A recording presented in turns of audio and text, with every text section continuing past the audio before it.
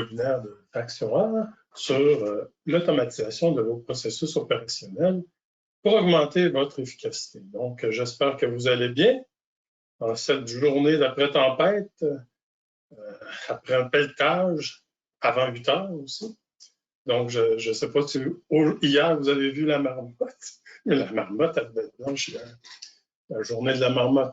Donc, merci beaucoup de votre participation à notre série de webinaires de l'année 2021. On a déjà quelques webinaires déjà d'entamés, donc ça se poursuit, on en a pratiquement un par semaine. Mon nom est André Deblois et pour les 50 prochaines minutes, je serai le modérateur du webinaire. Tout d'abord, j'aimerais vous souligner la tenue de nos prochains événements. Donc, on aura un webinaire dans le mois de février, on aura un webinaire mercredi le 17 février, donc sur Power Apps plus particulièrement. Donc, on aura droit à une présentation et une démonstration qui n'a jamais été présentée. Donc, une nouvelle démonstration pour bâtir une application sur Power Apps. Et on aura la participation de Kamel Ouanish, collègue de Faction A.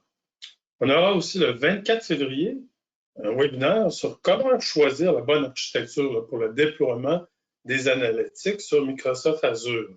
Donc, vous y verrez les différents services, les différentes architectures aussi qui peuvent être mises en place pour supporter les analytiques et tout dépendamment de vos besoins, évidemment. Donc, on va faire le tour des différentes options et possibilités dans le monde des architectures analytiques sur Azure. On aura aussi des ateliers Faction A, ces deux ateliers qu'on tient pour le compte de Microsoft. Donc, on aura le 11 février prochain l'Analytics Innover. C'est un atelier quand même très technique qui se tient sur une journée au complet. Donc, c'est une journée avec des exercices pratico-pratiques sur Azure Synapse Analytics. Donc, il y a des présentations au tout début. Par contre, il y a des laboratoires aussi qui suivent les présentations. Puis les présentations vont durer comme une partie de l'avant-midi. On tombe dans les exercices pratico-pratiques et dans l'après-midi également. Et on va voir aussi comment Power BI peut se connecter sur Azure Synapse Analytics. Ça se tiendra donc le 11 février. Les présentations et les cahiers ou les exercices sont en anglais présentement. Et déjà, c'est un atelier avec des places limitées là, parce qu'il y a des ressources, des tenants qu'il faut qu'ils soient mis en place et tout ça. Donc, présentement, c'est sur le bord d'être complet. Il y a eu des ajouts de slots là, que je pourrais dire que se sont faits. On a demandé des ajouts supplémentaires. Alors, peut-être si vous réessayez votre inscription, vous pourrez peut-être être accepté à ce moment-là. Le 18 février prochain, donc, on aura aussi Dashboard Innover. C'est un atelier d'initiation Power BI, super populaire comme atelier. Celui-là, il n'y a pas de limite là, quant à la quantité de participation. Fait que c'est une journée complète, donc vous passez à travers toutes les étapes. Là, c'est vraiment pratico-pratique aussi. Vous passez à travers toutes les étapes de la création de rapports et tableaux de bord avec Power BI. Donc, l'accès aux données, la transformation, le nettoyage, la production des visuels, la publication et le partage des tableaux de bord Power BI sur le service Power BI Service. Donc, c'est un atelier qui est celui-là en français. Par contre, les questions aussi dans tous les ateliers, on les prend toujours en anglais ou en français. Et dans le cadre du Dashboard Innover, les cahiers d'exercices sont toujours en fait disponibles dans 9 langues, dont l'anglais et le français. Donc, soyez à l'aise de prendre le cahier. Vous aurez tous les liens. Si vous êtes inscrit, vous aurez tous les liens pour accéder au matériel de préparation de ces ateliers-là. Il y a les cahiers, mais il y a tous les répertoires de données aussi qui sont importants pour effectuer les exercices.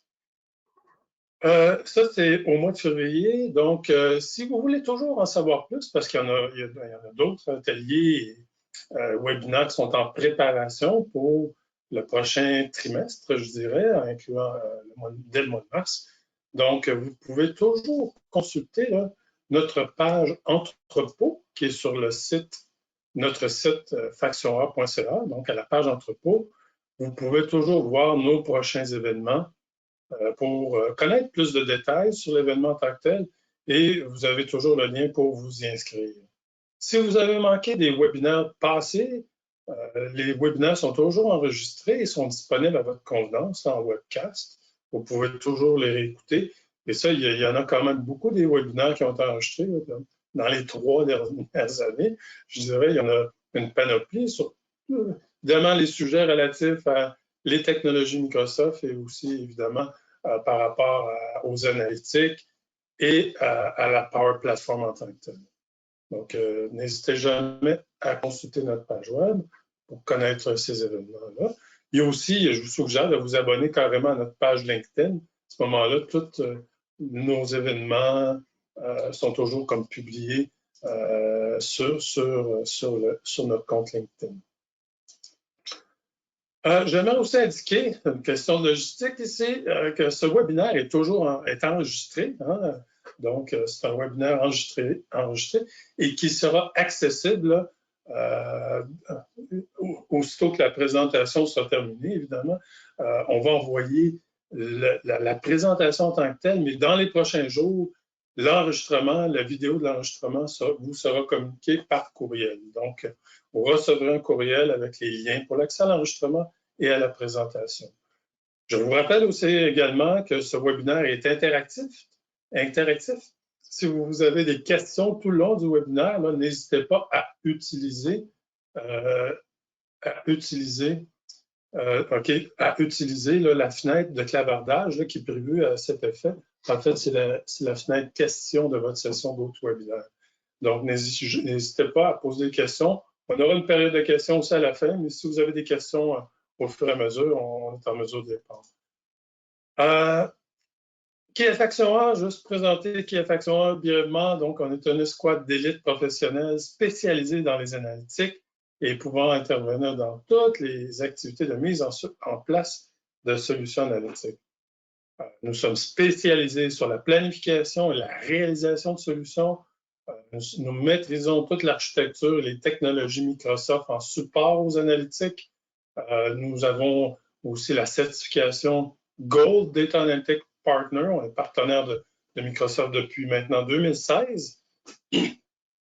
Donc, pour tout ce qui est architecture, modélisation de données, développement des composantes d'ingestion de données ou pour le design et la construction de tableaux de bord, nous avons développé cette spécialité et nous avons réalisé plusieurs solutions déjà. Donc, nous offrons aussi des services de migration vers la technologie Azure, vers la technologie Microsoft, et on fait de plus en plus de création d'applications avec la Power Platform, autant Power Automate que Power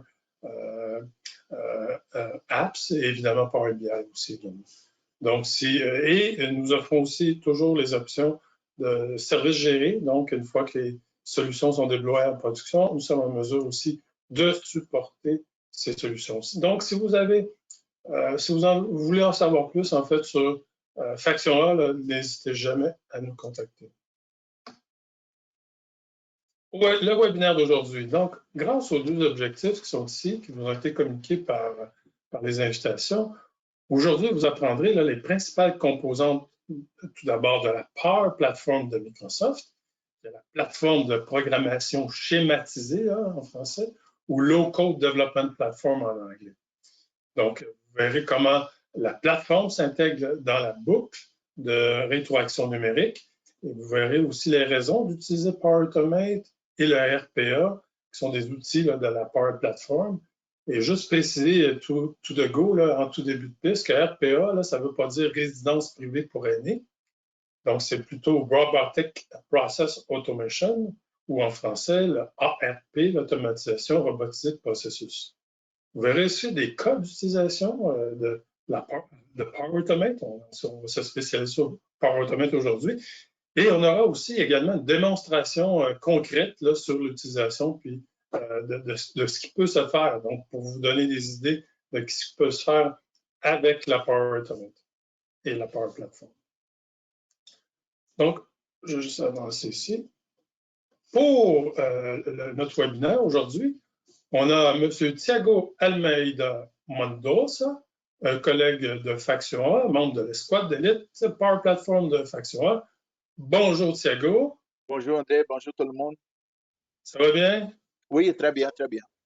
Pas trop mal au dos par le pelletage de neige? Un peu. Écoute, Thiago, c'est conseiller et spécialisé sur la Power Platform chez Faction A. Donc, merci beaucoup, Thiago, d'être là aujourd'hui. Merci. C'est un plaisir. Je vais vous présenter l'agenda brièvement. Donc, je vais juste commencer par une mise en contexte, les défis de l'innovation, la boucle de la transformation ou de la rétroaction numérique, les raisons pour utiliser Power Automate. On va aborder aussi des cas. Thiago poursuivra avec la présentation et le survol de la Power Platform, les différentes composantes, l'architecture de Power Automate RPA, et ça sera suivi de la démonstration là, sur la démonstration, la thématique de la transformation, c'est des transferts automatisés de données aujourd'hui. Donc, je vous reviendrai avec une conclusion. Je vous rappelle que si vous avez des questions, n'hésitez pas pendant le webinaire en tant que tel. Fait que je vais juste commencer avec les défis de l'innovation. Je vous sens la caméra aussi. Tout le monde se concentre sur les slides. Donc, pour camper la thématique, évidemment, j'aimerais commencer par mettre en relief les principaux défis de l'innovation auxquels font face les organisations. En premier lieu, et on peut bien le comprendre, il y a toujours les contraintes de budget, des contraintes de ressources et des contraintes de calendrier de livraison. Hein. Les attentes des opérations ou même du groupe technologique sont de plus en plus claires. La mise en place de nouvelles applications à développer et à mettre en place doit être rapide et même très rapide. Bon, toutes les organisations veulent en faire plus vite et pour moins de budget. Donc, on constate aujourd'hui que certains des outils qui sont utilisés pour certains processus peuvent même causer des risques et même des enjeux de sécurité et de confidentialité de l'information. Dans certains cas, il y a aussi des organisations qui désirent avoir plus de fonctionnalités et réduire les tâches manuelles sans pratique, les tâches qui sont répétitives sans trop de valeur ajoutée. Donc, et se cherche aussi avec tous ces défis des accélérateurs pour innover et réaliser la boucle de rétroaction numérique. Donc, c'est quoi la rétroaction numérique? Puis en fait, chaque secteur subit une transformation fondamentale et toutes les entreprises deviennent des entreprises numériques carrément. Donc, c'est encore plus vrai dans le contexte de la pandémie. Les entreprises doivent concevoir des nouvelles offres, proposer des nouveaux services pour développer des nouvelles opportunités d'affaires ou faire face à la réalité de la pandémie, par exemple, et établir une nouvelle relation avec la clientèle afin de répondre à leurs attentes, et ce, au fur et à mesure qu'elle évolue. Donc, dans la transformation numérique, les tâches manuelles et répétitives tendent à pleinement être automatisées. Les produits et services sont de plus en plus connectés et de ce fait viennent alimenter des insights et déclencher automatiquement des actions intelligentes. Donc, c'est de là le concept de boucle de rétroaction numérique appliqué aux principaux processus métiers connectés, de plus en plus automatisés. Et c'est là que ça vient faire évoluer l'entreprise, améliorer ses processus et au bout du compte, transformer l'ensemble de son secteur d'activité. Pour se démarquer, les entreprises doivent mettre en place une stratégie qui connecte plus efficacement possible leurs clients, les employés, les produits et les opérations. Donc, si je reviens à... OK, j'ai un petit sondage à faire ici. Comme d'habitude, on aime toujours faire des petits sondages pendant la tenue de nos webinaires. Alors, je vais juste vous partager un petit sondage. Alors, si vous pouvez répondre en quelques secondes, donc à une question pour mieux se connaître, hein, c'est êtes-vous familier avec l'automatisation des processus métiers? Donc, si vous pouvez juste répondre, puis vous ne pouvez pas être en plein écran sur la question. Donc, à ce moment-là, vous pourrez être en mesure de répondre à une des trois réponses qui sont là. Et après ça, je pourrais vous partager les résultats. Donc, je ne laisserai peut-être pas autant de temps parce qu'on a beaucoup de matériel à couvrir aujourd'hui.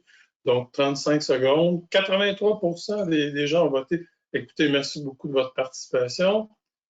Sur 1, 2, 3, je ferme, puis je vais partager les résultats. Donc, partage de résultats. Et vous verrez que, bon, 51% des gens sont un peu familiers avec l'automatisation des processus métiers. 44, pas du tout, donc c'est parfait. C'est ça qu'on va parler aujourd'hui. 5%, oui, je suis familier. Donc, je cache j'ai caché le sondage, oui.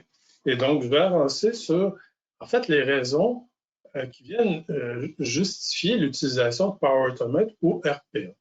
Donc, ça vient appuyer et simplifier la transformation numérique d'une part, mais on voit clairement l'utilisation de l'outil en appui à l'automatisation des tâches, des processus qui sont manuels, répétitifs, et je dirais les manuels répétitifs, mais qui ont beaucoup de volume.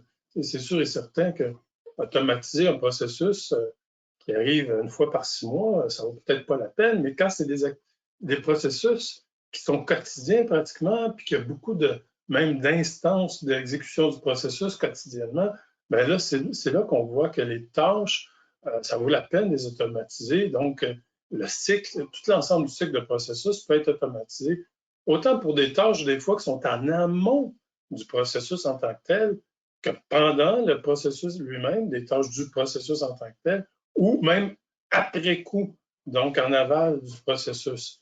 Ça, des exemples, c'est le courrier qui est reçu. Donc, il y a un automatisme qui est mis en place pour soit donner des alertes ou même, si on va beaucoup plus loin, qui automatise la saisie des données d'une facture qui est arrivée par courriel, par exemple. Okay? Là, on le voit beaucoup dans les entreprises, des processus métiers qui font souvent appel à plusieurs ressources et différentes ressources de l'organisation. Des fois, c'est différents départements ou unités administratives. Et le traitement de tâches est manuel et ça peut s'automatiser. Donc, on a juste à repenser à la ressaisie des données qui se fait souvent soit d'un fichier Excel à un système ERP ou un système de mission ou même carrément d'un système à un autre. Donc, ça permet d'éliminer ces tâches-là sans grande valeur ajoutée. Puis, donc, c'est des robots, hein, c'est des robots logiciels là, qui viennent imiter et effectuer les tâches qui sont prédéterminées d'un processus. Donc, ce n'est pas un robot de forme humanoïde, là, comme un 2D2, mais c'est des robots logiciels qui permettent l'automatisation. Donc, il y a plein de bénéfices, là, on le voit carrément. Les entreprises voient une accélération du traitement des dossiers, voient une réduction des erreurs, l'interaction automatisée entre les différentes ressources augmente l'efficacité. Donc, c'est plus rapide, c'est plus standardisé. Et veut pas, ça vient réduire les coûts d'opération tout en... Et la plateforme aussi, Power Automate RPA, vient accélérer le développement et la mise en place de ces automatismes.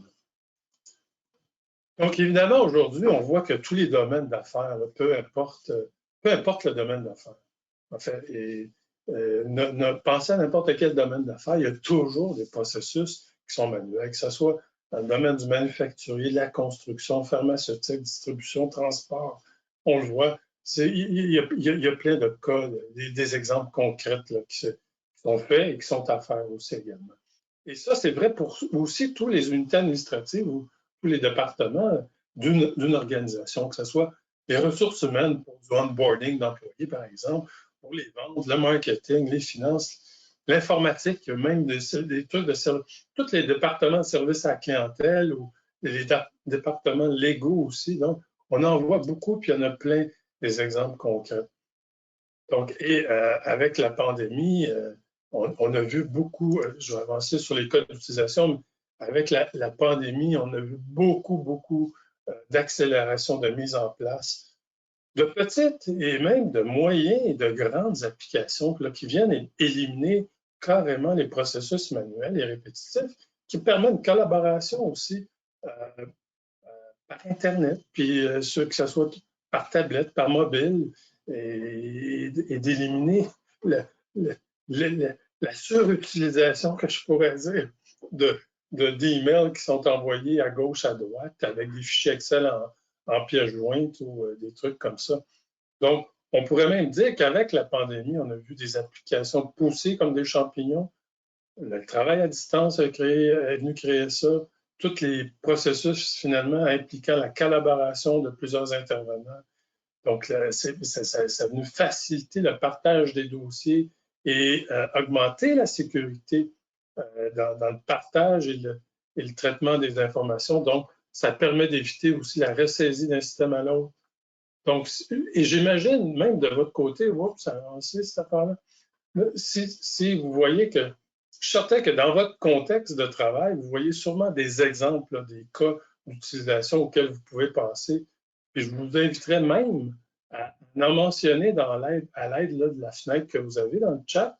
Si vous pouvez mettre même des exemples dans le chat ou dans même des questions, dans la fenêtre des questions, mettez peut-être même des exemples que vous voyez parce qu'il y en a plein, puis c'est difficile de couvrir tous les cas, mais on en voit plein, puis on est tout le temps agréablement surpris par la quantité de nouveaux cas d'utilisation qui peuvent être faits pour justifier, en fait, la mise en place d'automatismes dans le traitement des processus.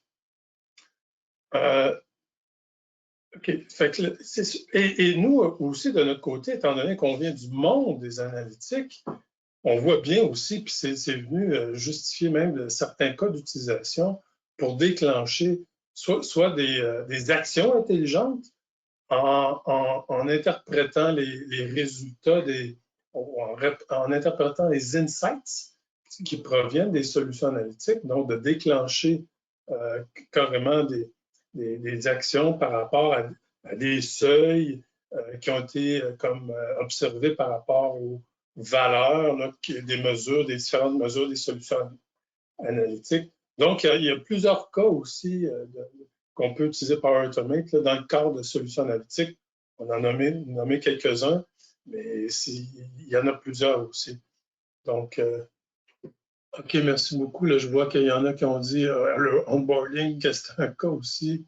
La création de produits dans un environnement de retail, rappel de paiement de facture. Donc, oui, merci beaucoup. Puis c'est ça, il y en a plein d'exemples. Je suis content que vous envoyez déjà dans votre domaine d'affaires, puis c'est très apprécié.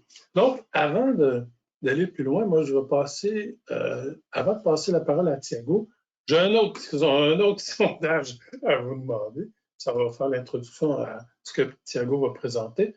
Donc, je veux juste comme vous demander, est-ce que vous utilisez déjà Power Automate ou RPA? Ça nous permet un peu plus, je sais qu'il y en a qui disaient tout à l'heure qu'ils ne connaissaient pas trop l'automatisation des processus, mais si vous pouvez répondre là, à la question qui est plus spécifique sur Power Automate ou RPA, donc ça nous donnera une meilleure idée de l'assistance aujourd'hui. Normalement, on le fait à main levée, là, mais là, c'est une main levée virtuelle là, que je pourrais dire. Donc, 70% maintenant. Merci beaucoup. Fait que de vous prêter au jeu. Donc, vous ne devez pas être en mode plein écran. Cliquez sur un des 4 boutons là, pour les questions, puis je vais pouvoir partager les résultats. Donc, je vais laisser 1, 2, 3, 4. Je ferme le. Merci beaucoup. 82% des gens ont participé. Je partage les résultats rapidement. Donc, 66%, nous n'utilisons pas encore Power Automate ou RPA. Donc, 27%, quelques personnes commencent à l'utiliser, parfait. Et on l'utilise déjà et on a des enjeux. Et 5%, on l'utilise à travers l'entreprise et tout va bien. Merci. Donc, merci beaucoup de vous être prêté au jeu. Et sur ça, je vais juste comme partager le contrôle à Thiago. Thiago, un instant, ça sera pas long. Je vais te partager le contrôle de la présentation et tu pourras présenter. Oui, juste. Show my screen. Oui, c'est ça. On t'entend bien. Oui. Okay. Est-ce que vous voyez mon blue screen? Je vois ton blue screen. OK, parfait, parfait. OK. Je vais juste commencer. Merci. OK. Maintenant, ça marche. Vol de la plateforme. Est-ce que vous voyez ça? Oui. OK, parfait. OK, je vais continuer. Merci André pour l'introduction, commencer l'introduction. Aujourd'hui, on va parler de Power Automate, qui c'est un des composants de la plateforme. C'est plutôt lié à ces parties d'automation. Aussi, de faire partie de la plateforme les BI, qui j'imagine que la plupart de vous connaissez déjà, les Power Apps, qu'on a déjà fait quelques webinaires aussi. Et on a aussi les Power Virtual Agents, qui c'était le dernier composant qui a été intégré dans la plateforme. Aussi, on a les connecteurs, les portails qui c'est lié à Power App et AI Builder et les Dataverse qui c'était l'ancien Common Data Service que Microsoft a nommé récemment. Si on parle c'est quoi Power Automate, auparavant, c'était appelé Microsoft Flow et ça fait, je pense, un an, quelque chose qui a changé à Power Automate. J'ai perdu un peu la notion de temps à cause de la pandémie. Mais je pense que c'est un an et quelque chose qui s'est appelé Power Automate. Mais c'est Workflow Engine qui, le but principal, c'est de créer des flux de travail. Aussi, une des caractéristiques de Power Automate, c'est la création rapide de les choses parce que ça utilise un développement à faible code, qu'on appelle aussi en anglais low code. Il y a une intégration avec des systèmes en cloud ou on-premise. Vous pouvez utiliser un passerelle de données pour faire cette connexion. Excusez. C'est cool parce que c'est intégré avec Azure Active Directory. Aussi, vous utilisez les comptes Office 365 pour accéder les services. Il y a une très bonne intégration avec les d'autres composants Microsoft comme Teams, Excel, SharePoint, OneDrive, Power App. Il y a une partie où vous pouvez regarder les flows qui ont roulé, s'ils ont ou des succès, si ils ont eu des échecs, il y a les leurs qui a roulé, regarder les détails sur chaque flow.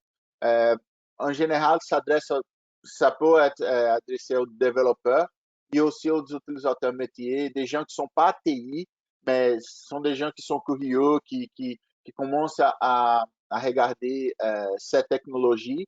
Comme c'est une technologie à faible code, vous pouvez maîtriser, comprendre comment ça marche et commencer quelques exemples. Si on parle de licence, normalement, si votre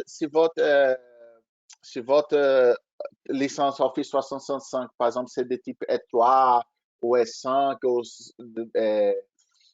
vous avez déjà inclus Power Automate, mais si votre solution, si votre flux demande un connecteur premium, par exemple Word Template ou SQL Server ou d'autres types de services, dans ces cas-là, vous avez besoin d'avoir une licence soit per user ou pour application.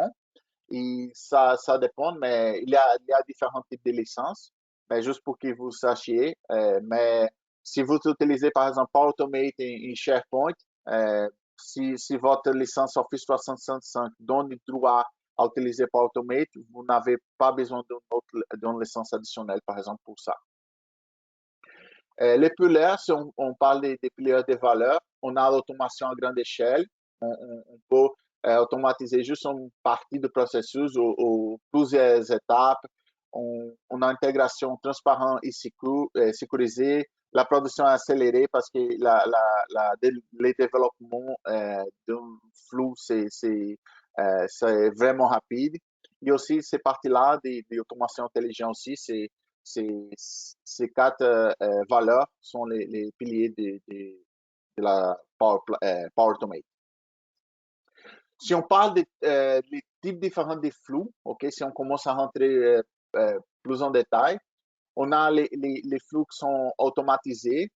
Les flux en instance, ça c'est normalement soit on utilise un bouton, soit on déclenche, par exemple, à partir d'une application Power App, on va avoir un bouton là-bas qui, quand on clique, ça va déclencher, par exemple, ce type de flux.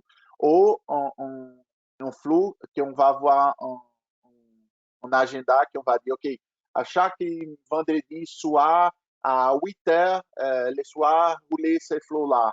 Ou à chaque heure, à chaque mois, à chaque 3 mois, vous pouvez faire, définir quand le flow va rouler en avance. On a les desktop flow qui c'est ajouté, c'était la dernière type de flux qui a été ajouté. On va monter les exemples par rapport à Desktop Flow, qui certains qu'on est avec YFlow. C'est la partie qui touche plus les parties RPA, les parties automation, et qui permet, par exemple, d'utiliser, d'automatiser des systèmes, par exemple, qui n'ont pas de connexion Internet, qui n'ont pas de capacités d'avoir un API customisé, par exemple, pour accéder les données ou pour lire ou pour écrire des données, mais avec Desktop Flow, vous pouvez intégrer ces systèmes dans votre solution et automatiser certaines tâches répétitives, certaines tâches qui, jusqu'à date, dans votre organisation, ça demande les, les, les, le travail humain, l'intervention humaine pour réaliser ces tâches-là. Et on a aussi les Business Process Flow qui à partir par exemple, ça c'est très utilisé quand vous avez des applications pilotées par modèle Power App et que vous avez par exemple une étape qui dit OK, si par exemple si on parle d'une application qui va gérer la demande des matériaux. Par exemple, si on demande une chaise, si les valeurs de chaise ça dépasse, disons, $200, on a besoin d'une approbation.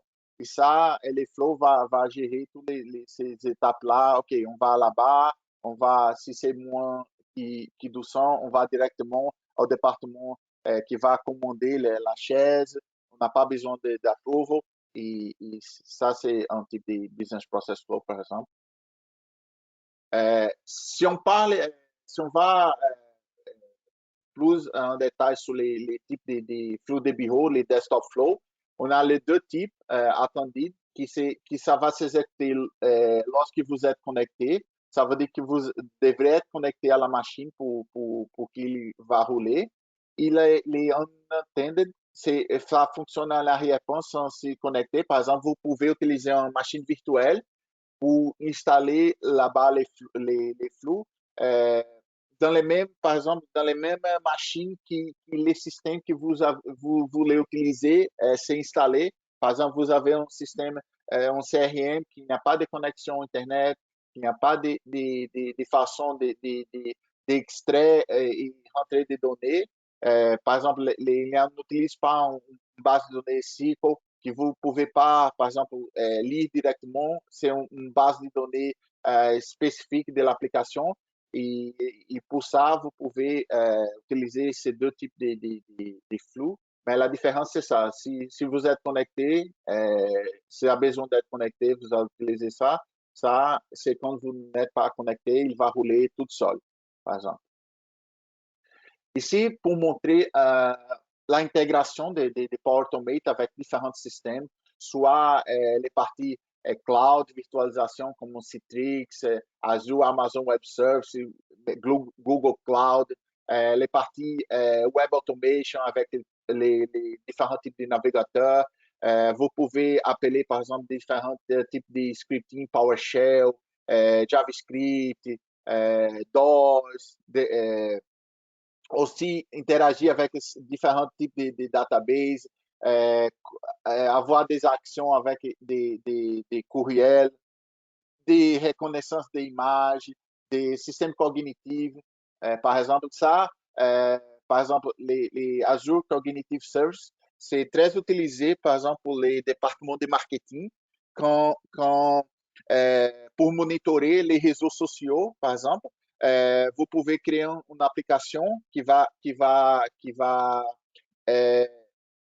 monitorer les réseaux sociaux dès qu'il y a un commentaire qui va taguer la compagnie, disons la compagnie YYZ, il y a un certain hashtag qui marque la compagnie, que vous savez, OK, cette message a été directionné à la compagnie. Les flows va identifier, va prendre cette message, va utiliser, par exemple, Azure Cognitive Search pour faire l'analyse des sentiments de la message. Il va sortir un score. Si le score indique que c'est un message négatif, il va, par exemple, pouvez déclencher un courriel au département de marketing, au département de communication, ou la personne responsable pour gérer les réseaux sociaux, pour prendre une action avant que ce soit trop tard. Disons, parce que quelquefois, si la personne envoie un message, disons, pendant les fins de semaine, peut-être la personne ne va pas regarder et monitorer pendant les fins de semaine, mais s'ils savent que s'ils reçoivent un courriel, il faut agir rapidement, va éviter que les choses soient plus catastrophiques, disons. Il y a trois façons de créer un flou, soit à partir de zéro, vous choisissez à partir de zéro, vous choisissez les triggers, vous choisissez les conditions, les actions, soit à partir d'un gabarit, à partir d'un modèle existant, vous pouvez déjà utiliser. Il y a plusieurs modèles, il y a aussi chaque, à chaque mois, il y a différents modèles qui sont ajoutés à ça. Et il y a aussi un flux automatisé à l'aide d'un connecteur. Vous pouvez, à partir d'un connecteur, créer ce flux automatisé-là. Si on parle des composants techniques, ça, c'est en général par rapport à la plateforme. Si on parle de Power Automate, on parle plutôt de ces parties-là, la partie automation. C'est ça qu'on va aller dans cette démo. OK? Il y a plus de 400 connecteurs présentement, différents services. Ça arrive souvent, des gens me demandent, OK, est-ce qu'il y a un connecteur pour l'application X? Et je dis, la dernière fois que j'ai regardé, il n'avait pas. Et je vais regarder et quand je vois, oh, OK, c'est arrivé. Je ne sais pas quand, mais c'est là. Ça a déjà arrivé plusieurs fois. Même quand j'ai fait les démos pour certains clients pour monter les connecteurs, certaines fois, j'ai dit, OK, c'est icône-là, c'est nouveau. OK, c'est quoi ce connecteur-là? Parce que c'est toujours, à chaque mois, il y a toujours des ajouts ici. Et si c'est le cas que vous ne trouvez pas un connecteur, il y a aussi la possibilité de créer un custom, connecteur custom pour les applications qui permettent ce type de connecteur. Maintenant, on va passer à la partie démo. OK? Je vais juste changer d'écran. OK. Avant de changer ça, je vais continuer. Après, je change d'écran. Les contextes de ces démos, c'était de développer un flux suivant la saisie des demandes de congé dans Power App. Ceux qui ont été présents dans les webinaires qu'on a présentés, ça fait 2 semaines sur Power App, vous allez reconnaître l'application et on a fait exprès ça pour montrer l'évolution d'une solution. Au premier, on avait juste l'application pour gérer la demande de congé. Et maintenant, on a ajouté un couche logique, c'est ces flux-là, qui va prendre les données qui sont rentrées dans l'application et ajouter dans notre système de gestion des disponibilités. Et après que les données sont entrées, il va fermer les navigateurs. Pour la démo, les flux que je vais montrer, c'est de type attendu, mais normalement, ça devrait être un attendu, OK? Avoir un VM pour rouler dans l'arrière-plan. Mais juste dans les cas de démo, j'ai utilisé un attendu, OK? Pour être plus simple, pour montrer comment ça fonctionne, OK? Ça, c'est juste les diagrammes de flux, c'est vraiment simple, ces parties-là. À partir des Power App, une fois que j'ai changé un paramètre là-bas, que j'ai dit que les vacances, les demandes de congés sont approuvées, il va appeler ces flux-là et les flux va appeler les desktop flow qui va faire l'ingestion des données dans les systèmes de disponibilité. OK? OK, maintenant, je vais changer d'écran pour faire les démos. Ok, juste un instant, je vais slideshow, je vais pas sur, ok, oui, je vais faire un slideshow. Je vais juste. C'est bon, Thiago. Thiago, tu sais, tout à l'heure, tu as mentionné, parce qu'on a eu des exemples là, qui nous ont été communiqués par les participants, dont notamment celui que tu as mentionné, là, Ouais, de mention de l'organisation dans les réseaux sociaux. Ça, effectivement, ça peut s'automatiser. Il y avait aussi les rappels des paiements de factures qu'on a reçus comme exemple et toute l'élimination des copier-coller là, d'Excel au système de mission, là, puis de transférer ça dans des bases de données. Fait que ça c'est aussi, c'est des bons exemples. Merci beaucoup ceux qui ont c'est été ça, là. c'est ça. Exactement. Juste un instant. Je vais juste changer d'écran ici. OK, juste un instant. Je suis en train juste de. OK. Just, sharing ici. Show screen. Joe. OK. Est-ce que vous voyez mon écran maintenant? Un Le blue blue screen, screen. OK, parfait, parfait. C'est ça. OK. Maintenant, vous voyez l'application Power App. menu OK, principal. OK, parfait. OK, parfait. OK, ça, c'est l'application que j'ai mentionnée la dernière fois. Je viens de mentionner qu'on a présenté dans les webinaires précédents. C'est le demande de congé. Je vais juste montrer rapidement ici. On va rentrer ici, par exemple, les nouvelles vacances. OK, par exemple, je vais pas en mars, je vais la semaine prochaine, le 9 et les 10 février, par exemple. Je vais demander 8 heures, valider l'ajout. Ça va rentrer la demande. OK. L'état d'approbation, c'est en attente. Comme je suis administrateur de l'application, je peux simuler que je suis le manager et je vais approuver ça. OK.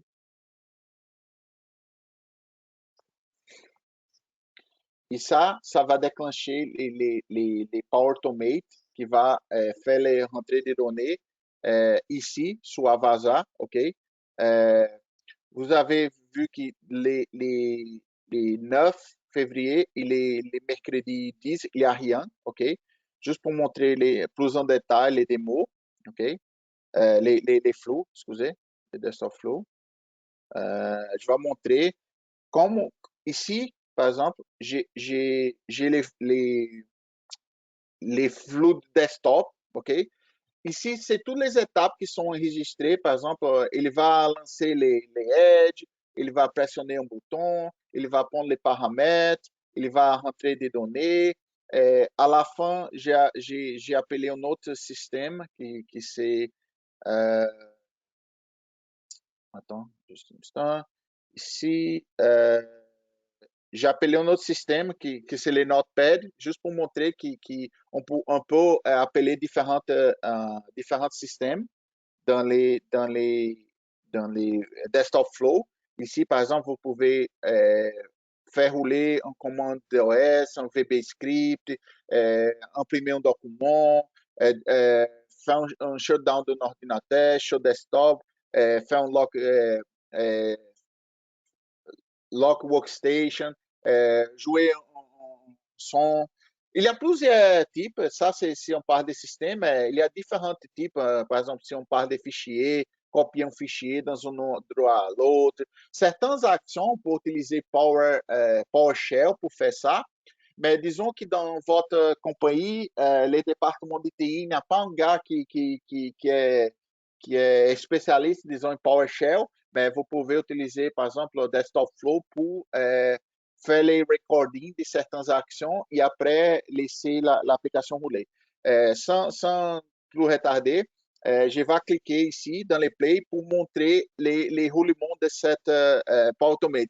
Faites attention parce que ça roule vraiment vite. Il faut faire attention parce que toutes les étapes tous les mouvements qui vont être faits dans l'écran, ça, c'est les desktop flow. Moi, je touche à rien. OK? Je vais rouler et 1, 2, 3, c'est parti. Ça va ouvrir Avasa. Ça, ça va maximiser l'écran. Oups. OK, maximiser.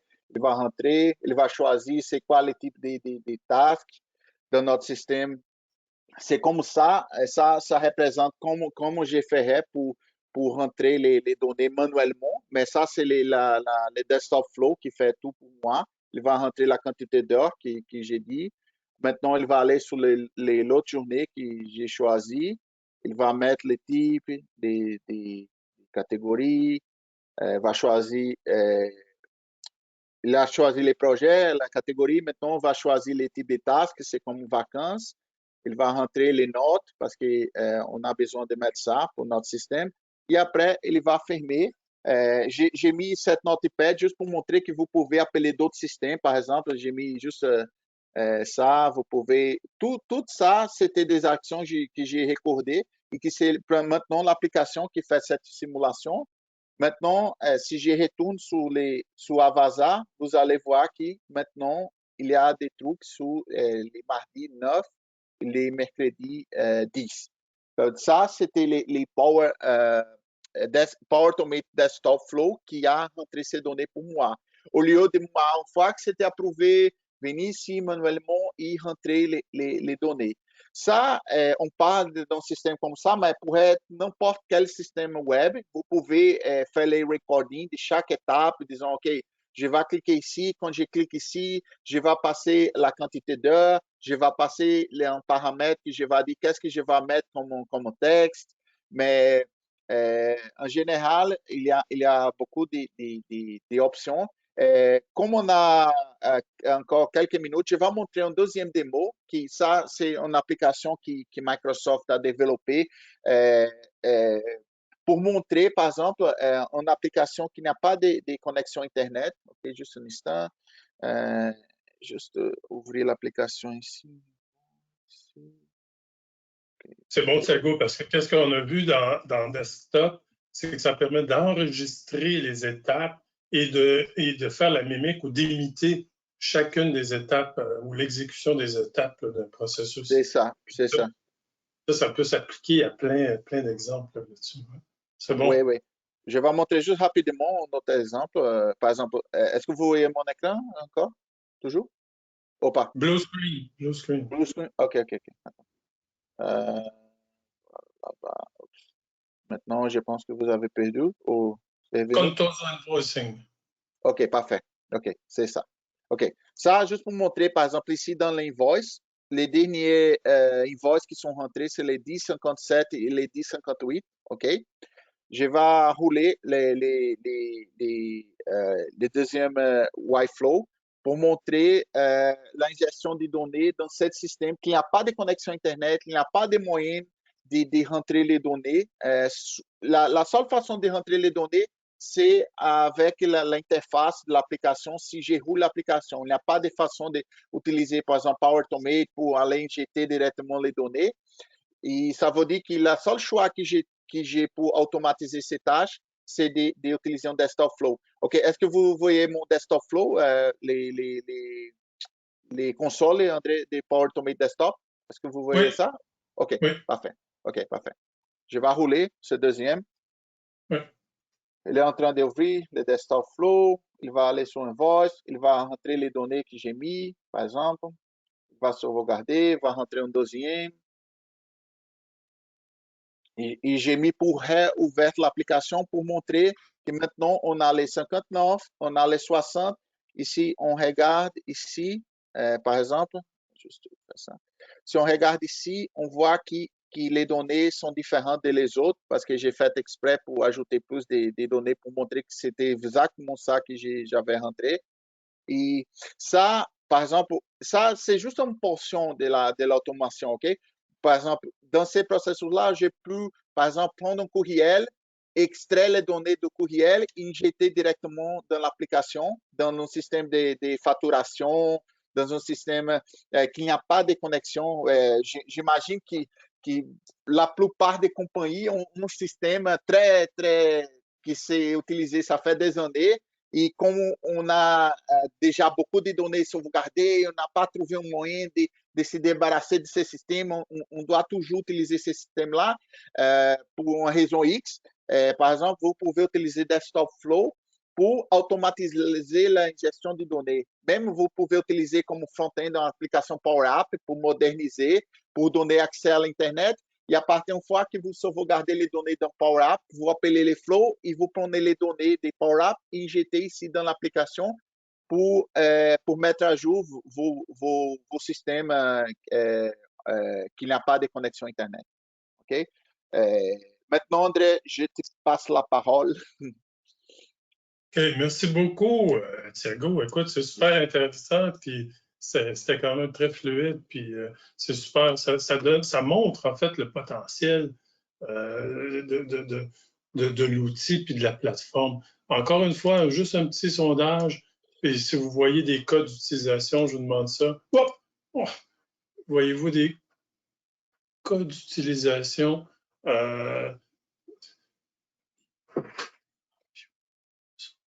Bon, désolé, j'ai manqué de share. OK. Oh, j'ai cliqué trop vite. Fait qu'écoutez, désolé, j'ai manqué ce sondage-là. Je vais avancer maintenant.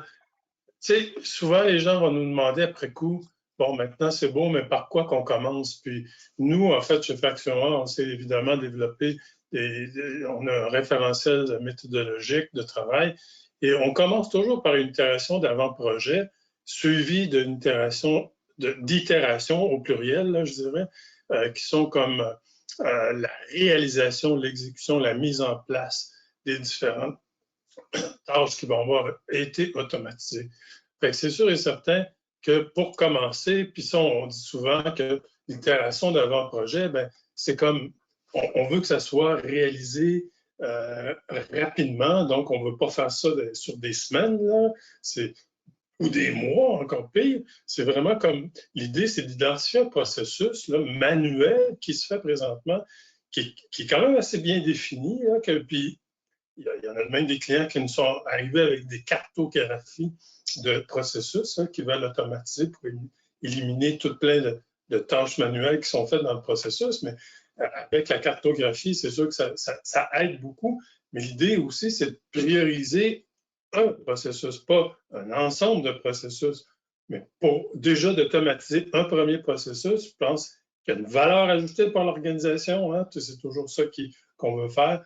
Puis que c'est des tâches manuelles, répétitives, avec un certain volume. Là, puis donc, ça devient des bons candidats pour en fait le comprendre. On fait 3 volets, principalement dans l'itération d'avant-projet. Comprendre le processus, les activités de ce processus-là, les tâches qu'il y a dans le processus. Puis là, au niveau de l'architecture, on veut aussi comprendre, évidemment, bon, est-ce qu'on va faire des liens, des ponts avec du data dans le cloud, peu importe le cloud, on-prem aussi également. Donc, il faut quand même évaluer tout ça, ces éléments-là. Les volumes, on doit comprendre les volumes, les engins de base de données qui sont dans le portrait aussi. Puis donc, s'il y a des transferts de données d'un environnement à l'autre, alors il faut comprendre les sources, les destinations, les versions de bases de données, puis où sont hébergées ces bases de données-là, puis comment on va gérer la sécurité dans tout ça, la gestion de la configuration, les environnements de développement, tout ça. Puis, donc, c'est ça qu'on revoit dans l'architecture de ce côté-ci. Évidemment, tous les clients veulent avoir aussi une idée de quel ça va être en termes de coût de licensing. Donc, on fait ces évaluations-là aussi. Et puis, dans certains cas, c'est pour ça qu'il y a un petit rond, c'est quasiment en option. Il y en a qui demandent aussi, pouvez-vous nous faire une preuve de concept?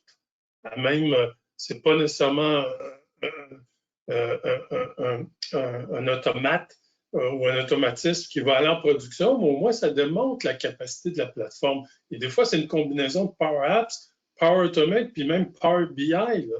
Donc, ces 3-là, on l'a vu dans certains cas où dans les visuels Power Apps, on a intégré des visuels Power BI, par exemple.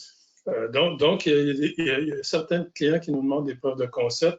Et là, une fois qu'on a ça, c'est là qu'on peut planifier la réalisation. Donc, calendrier, budget et toutes ces affaires-là. Et après ça, c'est ça qu'on peut mettre en œuvre donc réaliser le développement et toutes les activités pour mettre en place les différents flux, les tester, les déployer. Donc, c'est à peu près notre approche à haut niveau, c'est sûr et certain. Mais, puis là, il est déjà 11h57, fait que je vais avancer sur la prochaine. On aime toujours ça, vous communiquer des liens de référence. Là. Fait que dans la présentation que vous allez recevoir plein de liens de référence. Power Platform, Power Automate, RPA, comment apprendre aussi Power Automate, comment mettre en œuvre des Power Automate. Fait qu'il y a des vidéos aussi intéressants qu'on a parlé aussi de certaines tarifications. Donc, vous avez tous ces liens-là à même la présentation là, qui vous sera communiquée. Conclusion, en fait, je vais arriver rapidement. Donc, j'espère qu'avec la présentation de la Power Platform et notamment de Power Automate, la présentation et la démo, j'espère que vous voyez ses avantages et des cas d'utilisation. On en a reçu quand même plusieurs, des cas d'utilisation que les gens ont vus. Donc, on espère que vous avez pu constater que c'est une plateforme de choix là, pour venir et accessible aussi, qu'on peut dire. Donc, c'est une plateforme pour créer des applications de métier et surtout automatiser les tâches manuelles répétitives sans valeur ajoutée nécessairement. Donc, ça vient activer la productivité, l'efficacité, on en a parlé. Donc, pour déclencher du séquencement de tâches, de synchronisation de données entre systèmes aussi qu'on voit. Donc, ça vient bonifier la portée des solutions analytiques et maximiser la boucle de rétroaction numérique. Bon, pour commencer, il faut tout le temps débuter par des bonnes pratiques, là, puis être inspiré du moins par des bonnes pratiques. Et dans tous les cas, n'hésitez jamais à venir cogner à notre porte, ça nous fera plaisir. Donc, j'ai peut-être deux petites questions, Thiago. Il reste 2 minutes. OK. Ouais. Une minute par question. Mathieu demande, est-ce que RPA utilise seulement du structured data? Non. Des données structurées, donc des données dans une base de données, c'est ça que je comprends de la question. Non, vous pouvez utiliser des données qui ne sont pas exactement dans une base de données, mais disons des traditionnelles des bases de données, certaines applications des façons de sauvegarder les données de façon propre, disons, mais vous pouvez utiliser d'autres, pas exactement les classiques comme SQL, Dataverse ou Oracle, ces genre de choses-là. Mais à la base, les données doivent être structurées. Oui, au minimum des structures, oui. C'est pas des images, c'est pas... Okay. Non. Okay. Il y a Luc qui demande de quel browser peut-on enregistrer les tâches? Tu sais, tout à l'heure, tu montrais l'enregistrement des tâches, je pense que c'est à ce moment-là. Oui, pour les enregistrements, pour cette démo, j'ai utilisé la version Power Automate Desktop. C'est la même application que j'ai parti les démos. Mais vous pouvez utiliser Chrome ou Edge, mais vous devriez installer un module Selenium pour pouvoir faire les records, enregistrer les actions, les clics que vous faites dans l'écran. Mais il y a Edge, il y a Chrome, je pense que Firefox aussi, vous pouvez utiliser pour enregistrer. Mais vous devez installer ce module-là de Selenium. OK. Je pense déjà midi. Merci Thiago pour les réponses. Merci à ceux et celles qui ont posé des questions. Pour les questions non répondues, là, nous allons répondre individuellement après le webinaire. Et là, ça me amène à au dernier petit sondage qui est par rapport à est-ce que le webinaire vous a été utile? Donc, encore une fois, vous ne devez pas être en mode plein écran pour répondre. Donc, je vous invite à compléter notre court sondage. Donc, votre opinion est très importante et compte beaucoup pour nous. Encore une fois, vous allez recevoir un courriel ayant un lien donnant accès à la copie de la présentation et l'enregistrement du webinaire sera accessible dans les prochains jours, là, si vous désirez le partager. Si vous avez des questions supplémentaires, je vous invite à nous contacter en utilisant les coordonnées incluses dans le courriel de suivi qui vous sera acheminé. Ceci conclut notre webinaire aujourd'hui. Un gros merci de votre participation et surtout, faites attention à votre santé et à celle de vos proches. Merci, bonne journée à tous et toutes. À bientôt.